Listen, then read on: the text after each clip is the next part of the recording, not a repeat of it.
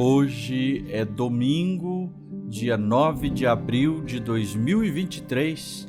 Eu sou o Padre Júnior Pereira e estamos começando a nossa Academia Espiritual. Louvado seja nosso Senhor Jesus Cristo, para sempre seja louvado. Salve Maria, Mãe da Misericórdia. Hoje celebramos o domingo da Páscoa, da ressurreição de nosso Senhor Jesus Cristo. A ressurreição de Cristo não é fruto de uma especulação, de uma experiência mística.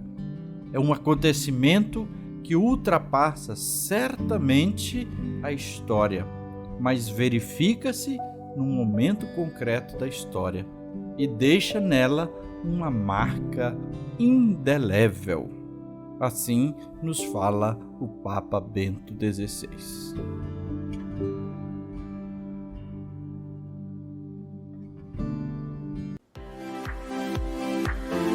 Começa agora a Academia Espiritual. A Palavra de Deus fortalecendo a musculatura da nossa alma. Comunicando, Padre Júnior Pereira.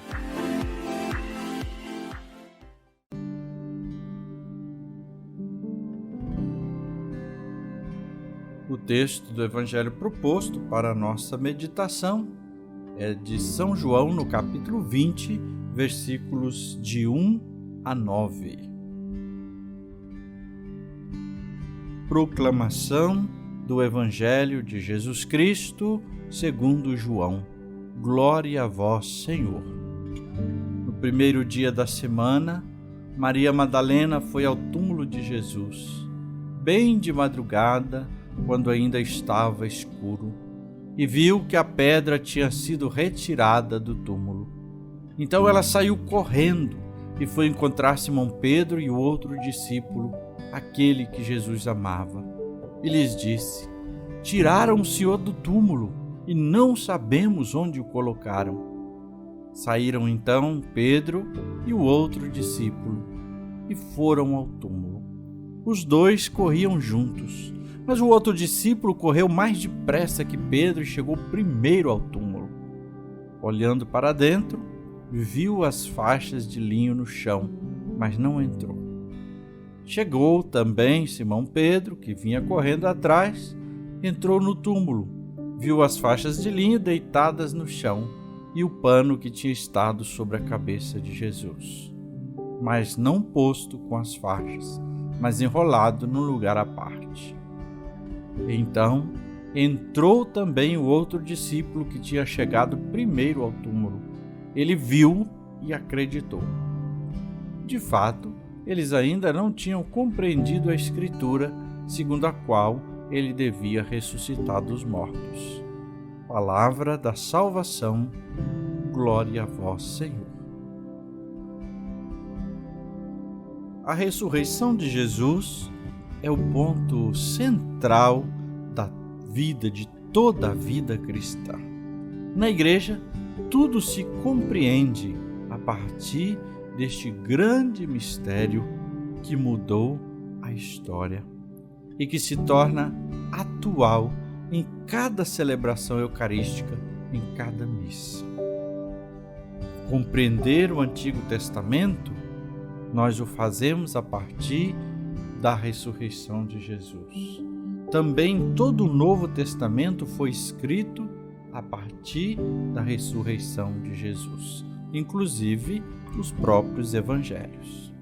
Hoje somos convidados, a exemplo de Maria Madalena, de Pedro e do discípulo amado, a também nos dirigirmos ao túmulo, não para ver Jesus, não para ungí-lo, mas para constatar que de fato ele ressuscitou.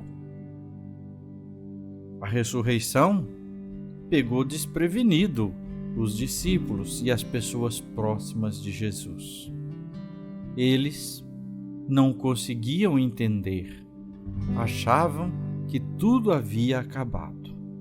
A pedra retirada era apenas uma suspeita de que alguém levara o corpo de Jesus. Mas por que deixaram os panos dobrados? Essa pergunta questionava. Se roubaram o corpo de Jesus, se retiraram e levaram para outro lado, por que deixaram os panos dobrados? Alguns estudiosos do texto bíblico vão dizer que isto representa um sinal. Assim como o Senhor sentava à mesa e se ele tivesse que sair, deixasse de tal modo os guardanapos dobrados, ele estaria dizendo se ele voltava ou não. Pedro e Maria Madalena ficaram mais nessa hipótese.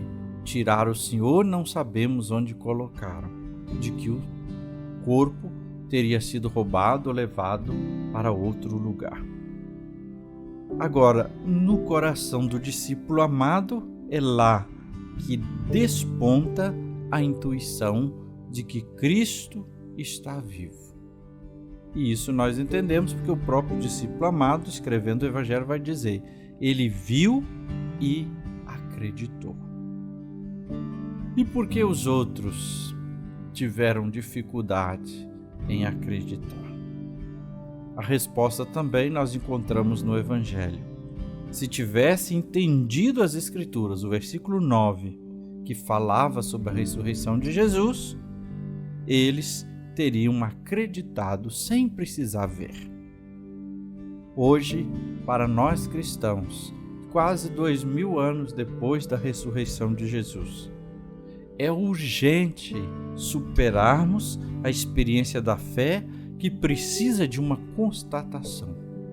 Não, precisamos crer para ver e não ver para depois crer. São João, neste evangelho que ouvimos, começa também dizendo: no primeiro dia da semana. Este primeiro dia da semana que ele destaca, que é o domingo, é mais do que uma cronologia ou do que uma definição específica de um dia. Ele precisa ser entendido como o começo de um novo ciclo, da nova criação, o início da Páscoa definitiva. E de fato, a ressurreição de Jesus marca a nova criação da humanidade. Ontem, no Sábado Santo, cantamos isso. Grande foi a criação, mas a nova criação com a ressurreição de Jesus é muito maior. Maria Madalena, que vai ao túmulo primeiro, representa quem ama, mas que está desorientado, perdido, inseguro, não sabe bem, não crê com clareza. Ainda não percebeu que a morte foi derrotada e que Jesus está vivo. Quando as pessoas até procuram Jesus, até vivem certa fé, mas ainda estão perdidos e inseguros quanto à pessoa e a própria vida em Jesus. Pedro é o discípulo obstinado. Ele se recusa a mudar a opinião. Ele não acredita que possa haver algo mais. Para ele, a morte ainda parece um fracasso. Quantas vezes nós também somos tão obstinados que não conseguimos, não nos abrimos a acreditar que o poder de Deus é muito maior do que a nossa lógica, do que o possível para nós. E às vezes ficamos ali agarrados, obstinados, presos. João já é o discípulo amado, aquele que está sempre próximo de Jesus e que consegue fazer a experiência do amor de Jesus. Assim, com todos esses personagens, nós também vemos a nossa imagem, a nossa realidade. Ainda sobre o Evangelho de hoje, vale a pena pensar Dos últimos versículos, nós vamos ver repetidamente o verbo ver. Mas no original, para cada um desses verbos, nós temos 3 diferentes termos. Não é a mesma palavra ver. Então nós temos, por exemplo, no versículo 5, que os dois chegaram, mas Pedro chegou primeiro, olhou para dentro e viu as faixas. Esse verbo aí, esse termo aí é espiar, olhar de relance. Depois nós temos no versículo 6, que chegou Pedro, viu as faixas de linho deitadas no chão. E esse termo aí significa olhar com mais cuidado, observar, é um outro termo. E no versículo 8, nós vamos encontrar que o discípulo amado chegou, viu e acreditou. Aí justamente é perceber, é ter uma compreensão mais profunda do que estava vendo. Vamos rezar hoje o 3º dia da novena da Divina Misericórdia. Hoje, traze-me todas as almas piedosas e fiéis e mergulha-as no oceano da minha misericórdia. Essas almas consolaram-me na via sacra. Foram aquela gota de consolação em meio ao mar de amarguras. Misericordiosíssimo Jesus, que concedeis prodigamente todas as graças do tesouro da vossa misericórdia, acolhei-as na mansão do vosso compassivo coração e não nos deixeis sair dele pelos séculos. Nós vos suplicamos, pelo amor inconcebível de que está inflamado o vosso coração para com o Pai Celeste. As maravilhas da misericórdia são insondáveis. Nem o pecador, nem o justo as entenderá. Para todos olhais com o olhar da compaixão e a todos atraís para o vosso amor. Eterno Pai, olhai com amor com o olhar de vossa misericórdia para as almas dos fiéis, como a herança do vosso Filho. Pela vossa dolorosa paixão, concedei-lhes a vossa bênção e cercai-a da vossa incessante proteção, para que não percam o amor e o tesouro da santa fé, mas, com toda a multidão dos anjos e santos, glorifiquem a vossa imensa misericórdia por toda a eternidade. Amém. E agora a bênção de Deus.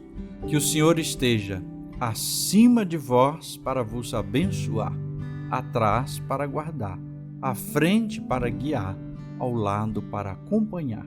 Que Ele volte o seu rosto e dê sua paz e sua bênção. Que ela desça abundantemente, em nome do Pai, e do Filho, e do Espírito Santo. Amém.